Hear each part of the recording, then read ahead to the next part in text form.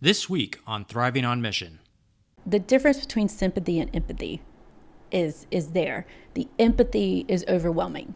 That's because you are young, baby. Aw, thanks. Good. Count that. One. The wives out there, all the significant others. You can't change him, but you can change you. Let's just leave it at that.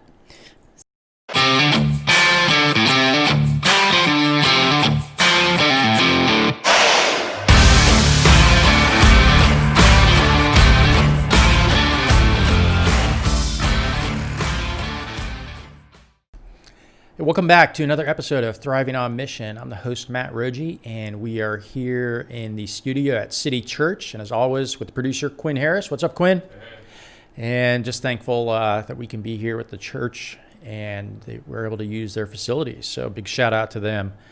And today, got a great special guest, probably the most special guest that we could ever have on the show, and she has also been a previous guest from the last season. So just want to welcome to the show Stacie Rogie, who is also my wife. Hey, Stacie. Hi. Hey. How you doing? I'm doing well, thank you. Yeah? Yeah. You excited to be here today? Yeah. Yeah. It'd be fun. Okay. I promise. I promise. So yeah, so we've got a couple things that we're going to talk about today, but before we get started to that, I just want to update a couple things that I thought was cool.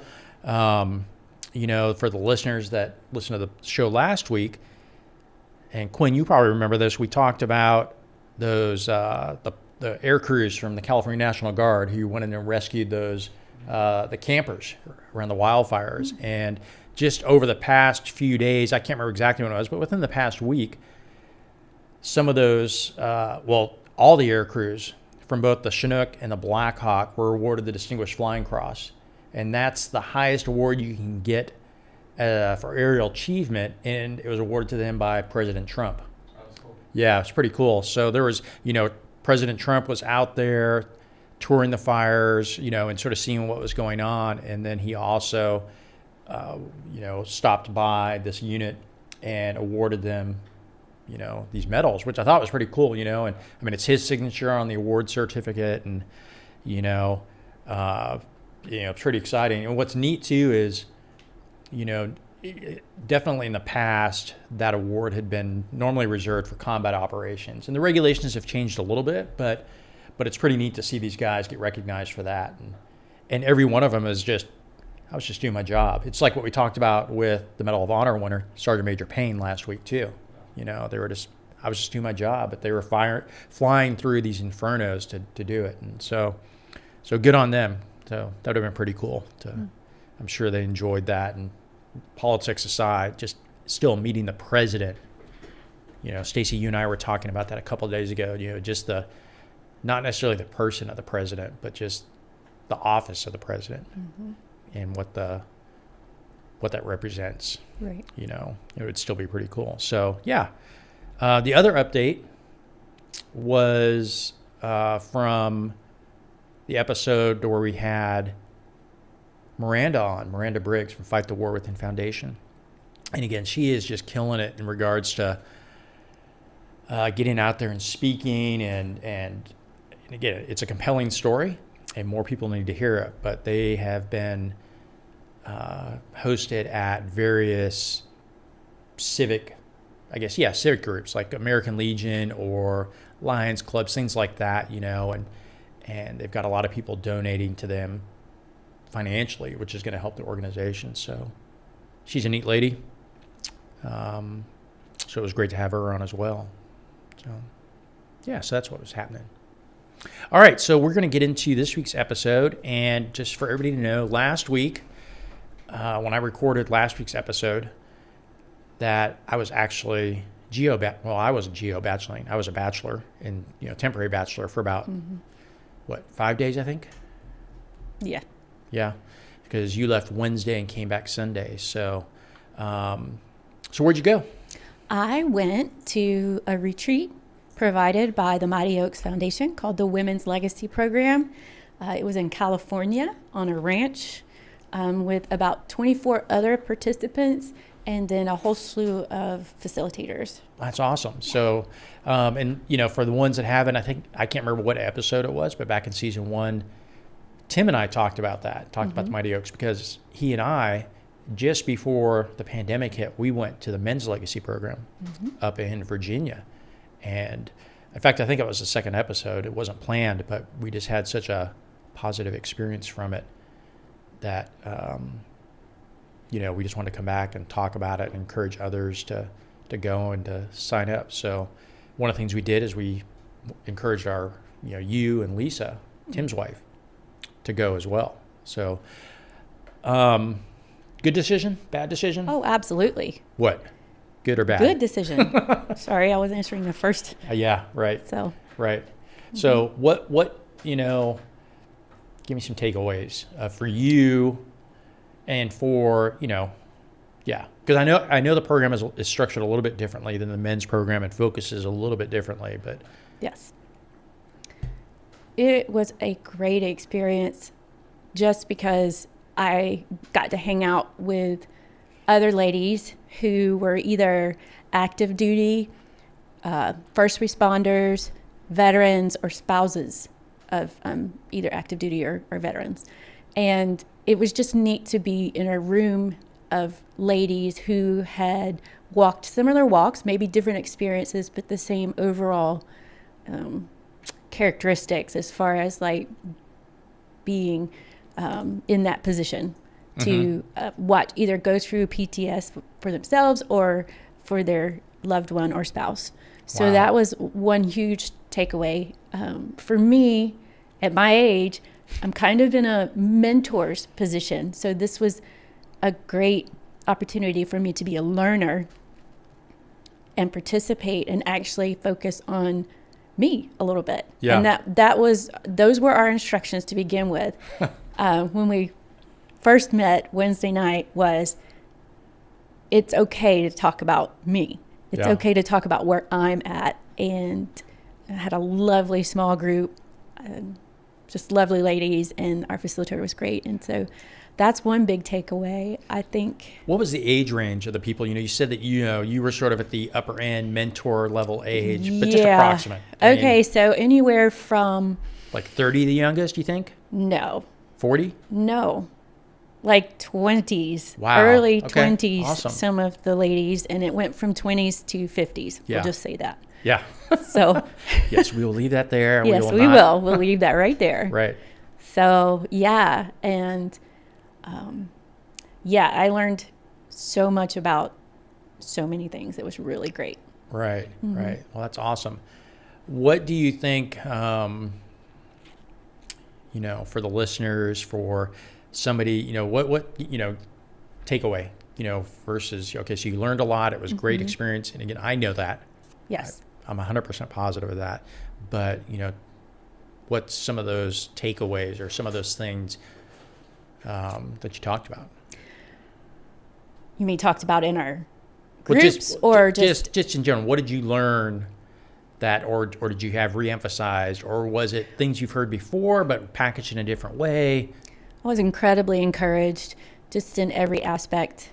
I think it was just a neat feeling to go through the different sessions that they had, and to either, really for me it was affirmation, because these are a lot of the things that we learned aside from the PTS session. A lot of the things that we learned were things that I had been exposed to before, introduced to, but it was really just cool to have that reemphasized and encouraging. And I would encourage any woman who has any of those categories covered. Which are, again? First responders. Okay. Active duty. Yep. Veterans.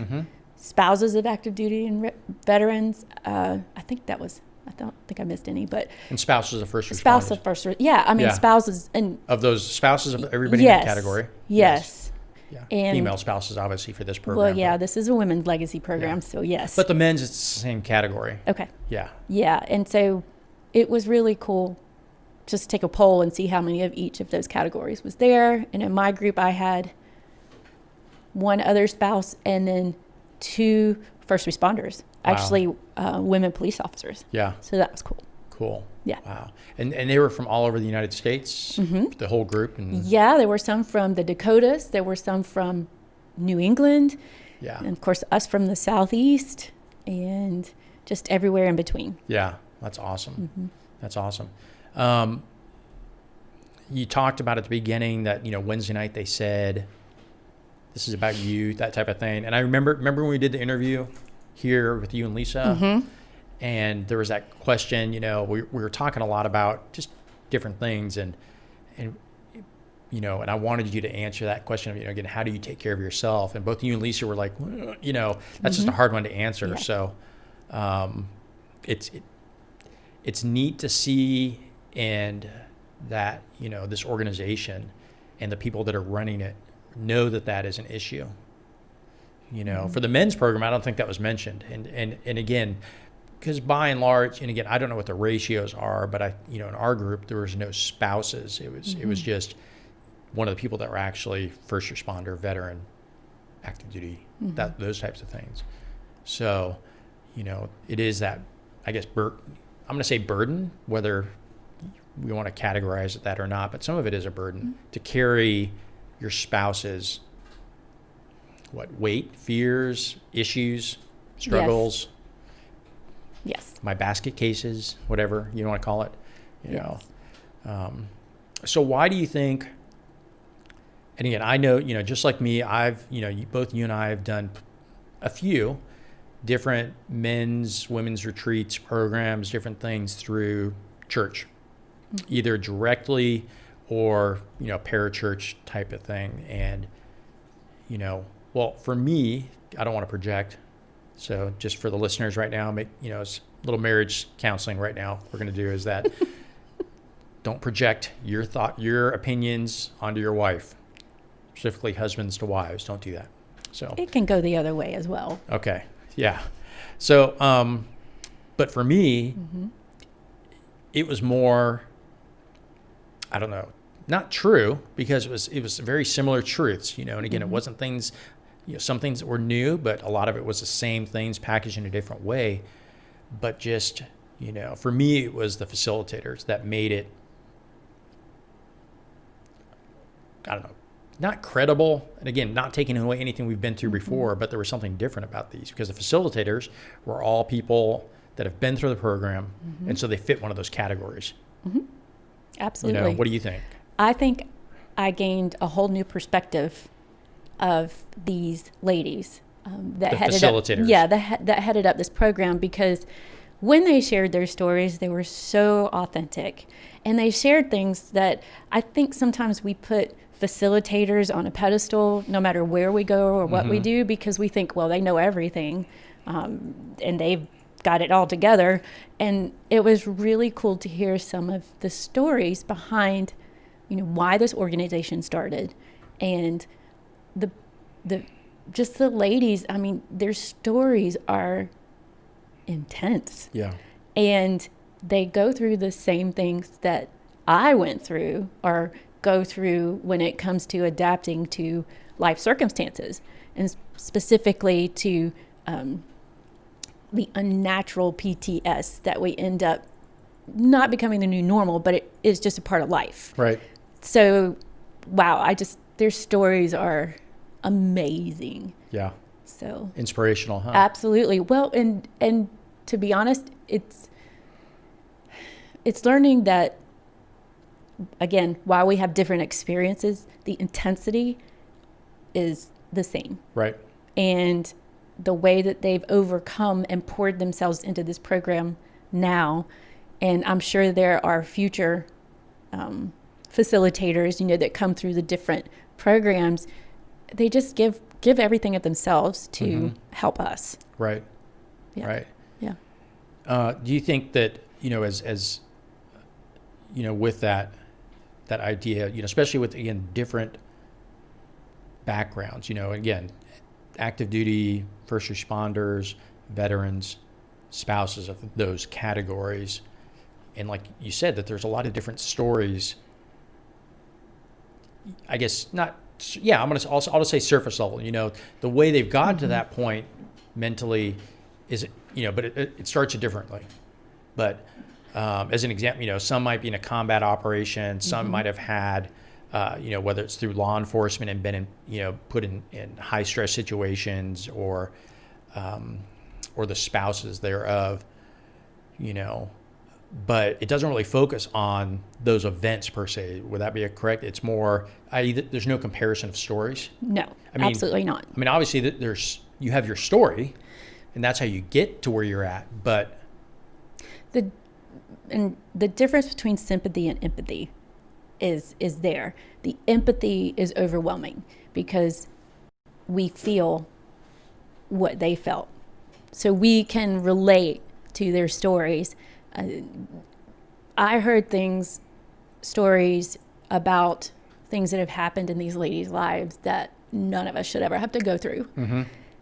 And the facilitators have gone through a lot of those crazy situations, and to see them in such a healthy position, if you will, in their life because of what they've poured themselves into with this program is, you know, inspiring. And then to hear the stories of some of the other ladies, it's just my heart just broke, because most of them, I'd say there was only a handful of us that were over 40. So the rest are 40 and under. And it just broke my heart to see what they've already gone through. Yeah. You know, one of the girls is actually the same age as our son. Wow. And I was blown away. Yeah. And I was just thankful that, you know, she was also very encouraging. Right. So, yeah. Wow. Yeah. Yeah. That's, you know, when you put it into that light, because Nick's 22, almost 23. And, yeah, that can make it hard. You know, I think in our group, you know, maybe the youngest, maybe 25, 26. Yeah. You know, maybe even a little bit older, but. Well, to be fair, I didn't look at any of these ladies as that much of a difference in age as me. Right. We did some crazy things like a zip line, you know, and some fun little icebreaker games and stuff. And I really looked at them as all as peers. Yeah. So. That's because you are young, baby. Aw, thanks. Good. Count that. One. So, yeah. It wasn't until probably closer to the end of the program that I actually learned some of the ages. Right. Yeah. Yeah. So you hear these stories, and, you know, these, again, just incredible stories of tragedy, and some are multiple in people's lives, you know, but what's the thing that turns it around? What's the one thing that, you know, ultimately what the program emphasizes? So there was one participant who had a lot of trouble and was suicidal for a long time because of what she had experienced in her career. And at the end of this program, she had a new hope. Yeah. What was that hope? Oh, her hope was in her faith, that she had made a commitment to her faith. And I mean, a new faith. Yeah. Like before this time, she was not a follower of Jesus. Right. And then through this program, it's like the reasons, it's almost like God had a hand on and orchestrated everything to this point so that she could see. And yeah, I know, right? and feel that love and companionship and support and encouragement from a group of ladies who know what she's going through and are there to support her. And she's just got a new hope. Right. Well, a new hope in life too, as well. Sure. Sure. So that was, and she's in her 20s. Wow. That's cool. I mean, yeah, that's, you know, because she's got most of her life in front of her. Right. So to be able to go through this and to, you know, begin that walk of quality of life, I guess. I don't know if that's the right word, but like, how about, she's. I'm gonna go ahead. How about abundant? Abundant. See. Abundant life. that she didn't have before. Yeah. Or Yeah, abundant that's- joy in this life, that she didn't have before, because that's what comes, with that Hope. with that acceptance, that surrender of saying, Jesus, I'm going to follow you. I believe who you are.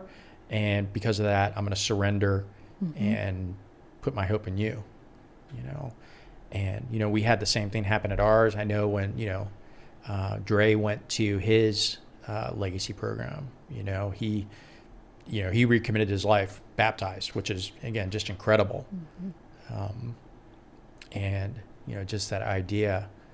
So what was the overall theme? What was there a biblical theme? What was the biblical theme? The Proverbs 31 woman. Okay. And I guess I hadn't learned this yet, but that it was from a mother written to her son about his future wife. Okay. Like, did she know his future wife, or he was just sort of like No, some she's guidelines? Or is it what is she praying about? She is writing him a letter on the qualities of a godly wife. And if you've read Proverbs 31, it's a pretty high standard. Yeah. And this program in the different sessions broke it down to chewable bites. Okay. In what that means in practical application for here. And that, of course, Proverbs 31 woman is like the perfect person. Right. And none of us are perfect. We're right. imperfect. But it gave us some biblical tools, if you will, on how to apply the outline that God has given us in the Bible to be godly wives or godly spouses, either way. Right. And how to, well, that would go for the husbands too. I'm sure you guys. No. I just, when you said godly wife, godly spouse, I was chuckling. But I get what you're saying. Yeah. Or godly women. Yeah. Yeah. And each session talked about each of those things from the perspective of being, a wife, a daughter, a sister, a fiance, a single person, and all those different avenues for the walks in life that we have. Wow. That's cool. Sorry, my eyes are watering, and I promise it's just water. I'm not making you cry? No, you are not making me cry. Not yet. Not yet. Not yet. And I don't make her cry. No. Audience. That's not what we're You'll saying. just bring up a point or something, and I'll just ponder and get emotional. So that's how it rolls. Ian, there have been guests that cry on here, for things that come up, and, as we just talk about life and we're vulnerable. That's your caveat? That's right. your disclaimer? Yeah, that's my disclaimer. Yeah.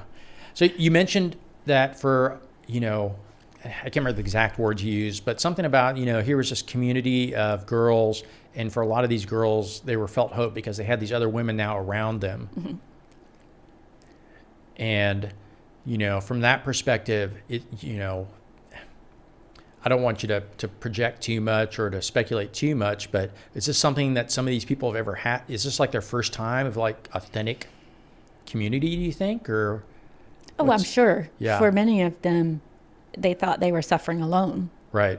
And trying to cope and do life as best they could without tools, without the tools and foundation, and just being around godly women and just being around authentic women and hearing what they've used in their, the different tools, if you will, that they've used and the guidelines that they've gotten to apply and how things have gotten better. And one of the biggest things that I'll take away from the marriage thing, and I'm just going to tell this to all the wives out there, all the significant others, you can't change him, but you can change you. Let's just leave it at that. So, I mean, that's one of the things that they emphasized. Your significant other, your spouse, your fiance or whatever may have gone through some trauma and now has PTS. And there are some scary things about that. There can be. And it just you can feed off of each other because you want him to change and he's not changing. So you're getting more resentful. So it does no one any good. But what you can do is change how you approach these different situations. Right. You can have healthy boundaries. You can have a heart where, okay, I need to know what you're thinking, and we'll get to that in a little bit. Like, I need to know how you process what I said, what I've asked you to do, and you didn't do it, and you got all mad and stuff. And Wait, I thought you could read my mind. no. How many times have we had that? Yeah, no. No. You kind of have to tell me what you're thinking sometimes. Right. Sometimes I can deduce. Yeah. But most of the time, I got to know, you got to give me more info. Like this morning, for instance. What was this morning? Well, we're riding in separate cars. I said that. No, you didn't. You did not tell me that we were taking, you did say something about go into the store afterwards, and I just thought, we'll go back home, I'll get my car, go do what I need to do. Meanwhile, he's really talking about taking 2 cars. Yeah. I had no idea. Quinn, I think you need to jump in and do some marriage therapy. No, we have that in our little toolbox. That's right. That's Yeah. right. Our little toolbox. So that's awesome. For some, and again, just, you've already said it, anybody who meets those categories should go. But, Absolutely. And when I've recommended to people, one of the first, one of the first things they ask, is cost, and because, that's a concern. And what was the cost? Nothing. Yeah. Just time. Yeah. And it was worth every moment. Right. So you had to block out of your calendar. I know you didn't work for those few days. Had to leave me home with the cats by myself. You're fine. Me, on the other hand, I need direction. Yeah. But yeah, so and again, you and I were talking about just the organization as a whole and the fact of what it cost financially, probably. And again, we don't know the exact numbers, but we can speculate. I mean, it cost a lot of money to put these programs on.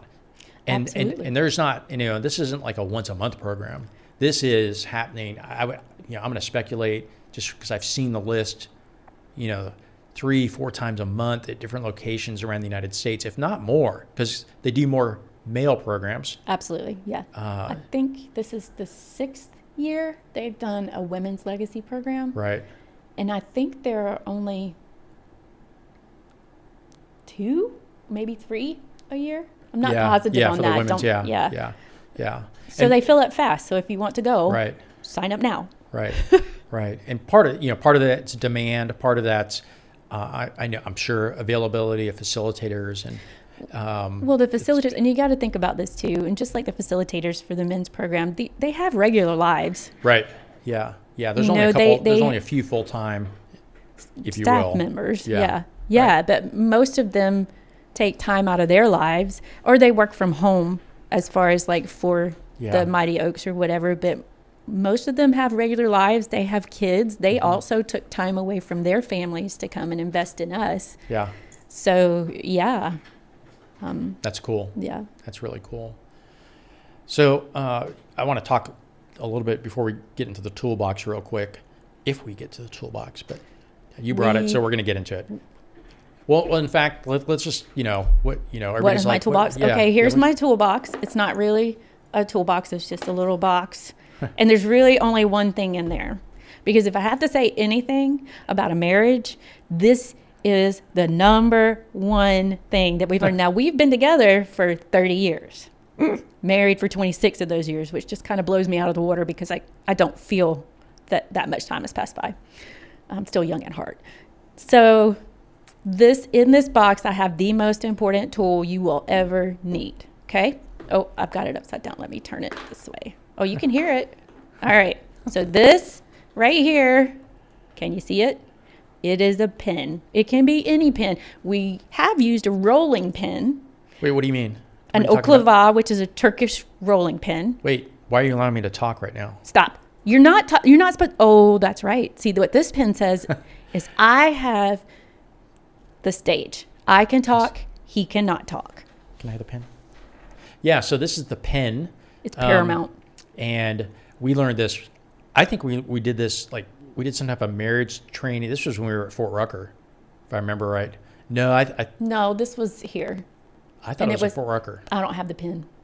That's right. But anyway, the idea is that, in communication with marriage and spouses and we don't always use the pen, but metaphorically sometimes we do. Yes. But I know at the beginning we did, is the idea that, I'm the only one that's authorized to talk right now because I've got the pen. And, it allows you to get your thoughts out. And, because we both do it to each other. We'll try and finish each other's thoughts, sometimes incorrectly. And, but this just helps the communication flow of allowing each people to talk. So. And then you get the pen, or I get the pen back, and I go, so what I hear you saying is, and if you've ever been to a counselor, that's exactly how they will approach anything anyway, but I'm going to tell him what I heard back. So I heard that from you that we no longer necessarily have to hold the pen, but we have developed a good habit of listening to the other one, most conversations, listening to the other one say whatever they have to say, and then telling them what telling him what I thought he said, so that the miscommunication isn't there. Right. So this has been our favorite tool.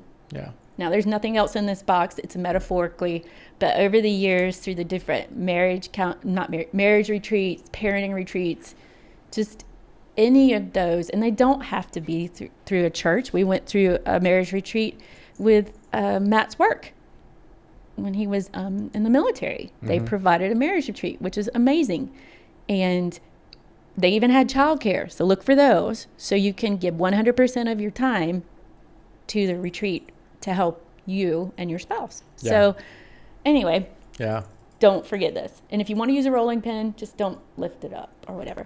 But I also wanted to add that on that communication, if we're not on the same page, we could potentially have a shouting match, which we don't do that. But it really helps a lot if you have that. If you don't communicate well, if you can't communicate or understand each other, then your motives behind what you do comes from separate areas, and you may be more understanding. Yeah. If I hear your reasoning behind why you said what you said, and it's different than mine, that's my soapbox. Communication. I love it. Absolutely love it. Communication, and again, that's such a key thing, because that's where conflict comes from, is especially in a close relationship. It's you think they said something else or they meant something else. And again, a lot of it, we could do a whole episode just on how really when you get upset at your spouse, it's really having to do something inside of you. Mm-hmm. But, and how important that is. And even for single people, of how to communicate well. And because, again, hopefully that they're in community with other people, and what you said earlier about community, and for some of these girls, it was the first time that they were able to have a authentic, relationship, and we see that just in our lives here in Savannah, I think, right? With as far as just people not willing to have a vulnerable relationship with other people. Would that be Yeah, that's an accurate statement. We get surface level because we don't know if the other people are safe to go deeper with. Right. I had another point, but continue. So but just that idea of how important community is, and that willingness to invest in other people's relationships, the willingness to basically risk getting hurt is what it comes down to, by their actions or what they say, or they don't think what you're saying is important. I mean, there's that huge risk in any communication. Right. And I think that stems from, we all have our own walks of life. So we have life experiences that determine our thought process about whatever. So if someone has had their feelings hurt in another situation about a similar thing, they're liable to get their feelings hurt again if it's brought up by a completely different person, because they're bringing every life experience that they've ever had to that moment. Mm-hmm.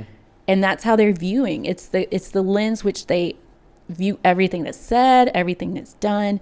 And that, I think, is the reason for the focus on introspection. so that we can identify, and that's what this program was very helpful in. We can identify those things that we are sort of loading onto the other person because their intentions may never have been for what they said or what they did to come across the way that it did. However, because I'm bringing, for example, I'm bringing my life experiences to the conversation, and you're telling me one thing, and I'm viewing it through that lens. And it took a long time for me to realize that I was viewing what you said through that lens, and you're not in that lens. Right. So I had to be open to that. So the program was very helpful in sort of explaining that, and that goes back to the whole thing of I can change, but I can't change you. Right. Right. Yeah. So. Yeah. Awesome. So you are, let's see, you've got some Mighty Oak swag. I do. I have your this wristband. little bracelet. Yep, I got one of those too. And I don't know if this, so I got a little cool bracelet. I have another cool bracelet, and I have a nice little t-shirt. Yep. I got a little sticker. I should have worn my t-shirt too today. I thought about that. I was wondering. So. But I did not communicate that to you. Yes, we'll talk about that later, honey. All right. Yeah. Awesome. And again, we cannot stress enough to people. I've recommended it to a lot of people. I've had a few people that I know that have signed up for it and that have either gone or are going, but, and even if the whole, especially if you're struggling with something, and even if you are not, you don't believe in God or Jesus or Christianity, or, you have some misconceptions, and I think the phrase that at least through the men's program, they said, if what you've already tried isn't working. That's exactly what I was just thinking. See, we're mind melding. Why not just try this? Yeah. If what you've done thus far has not worked. Yeah. Why not try something new? Yeah. And, because I know in our class, we had some people that either, we're not going to consider that, or, and they stated that sort of up front, but one, they were very respectful, and we were respectful of that, or the facilitators were respectful of that. And I really appreciate that, and he came away with some good tools, and I've talked to him a couple times since we went through. And so I think that's really important for that to occur.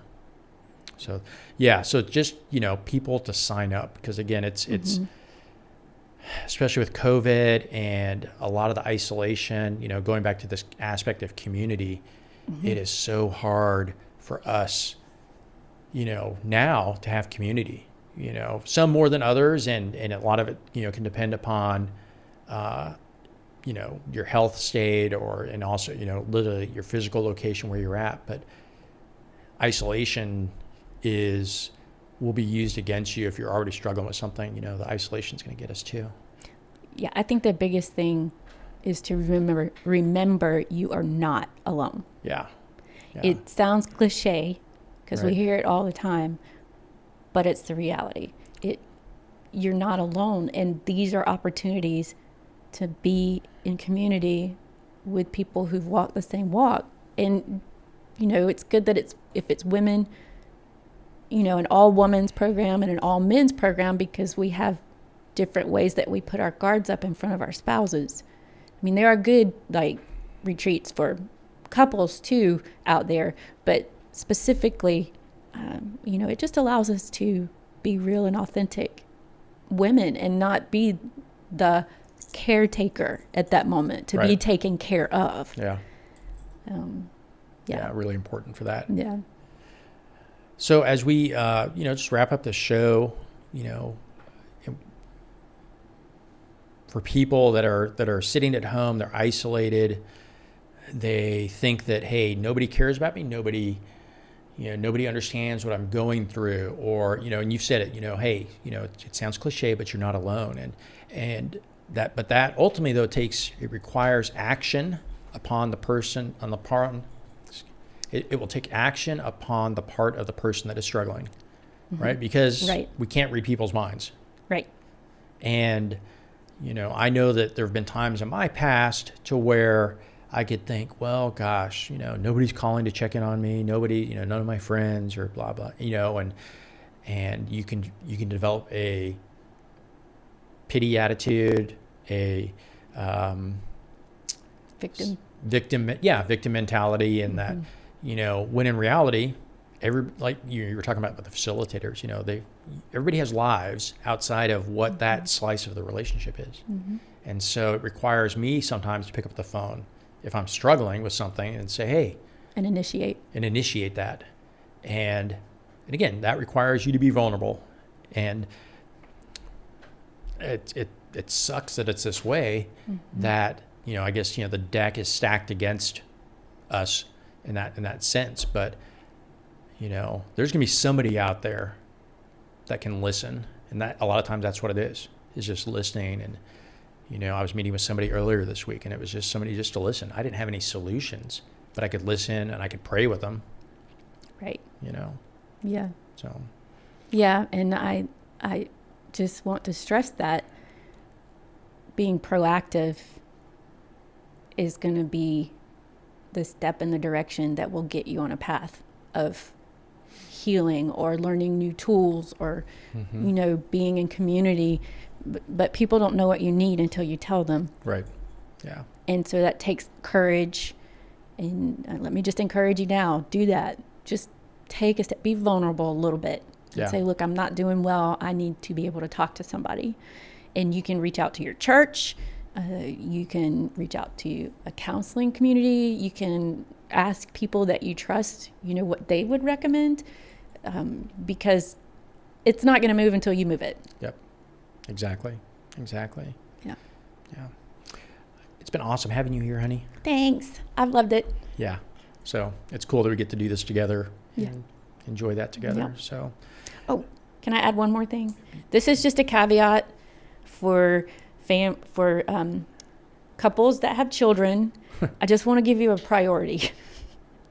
Okay, there are 3 things that are the most important in your life. Okay, can you see? Okay. First is your relationship in your faith with God. Second is your relationship with your spouse, which always throws people for a loop. And third is your children. Yeah. And the reason I put them in that order is because you're raising these little humans, and they're going to go out into the world and live their own life, and then you're going to be back with your spouse.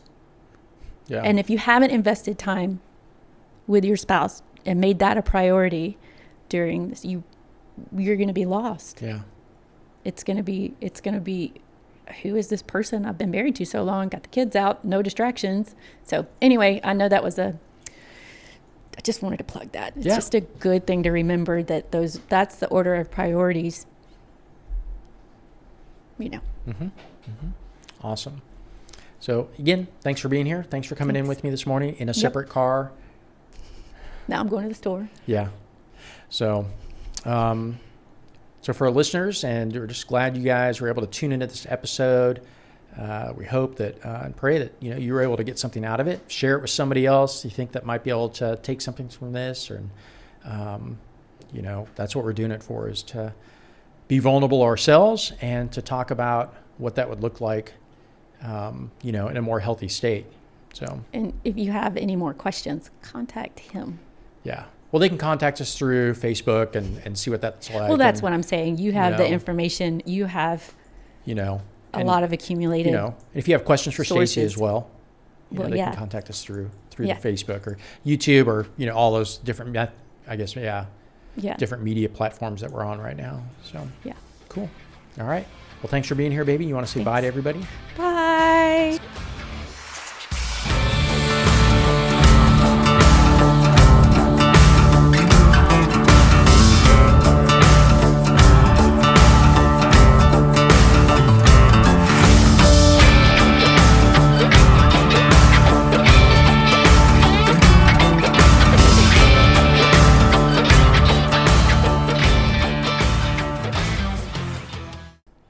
Test 1 2 1 2 3. Cats are awesome. We love our cats. We probably spoil our cats too much. Cats rule. Yes. We drool. Yes. That is the way it is. Yeah. How's that?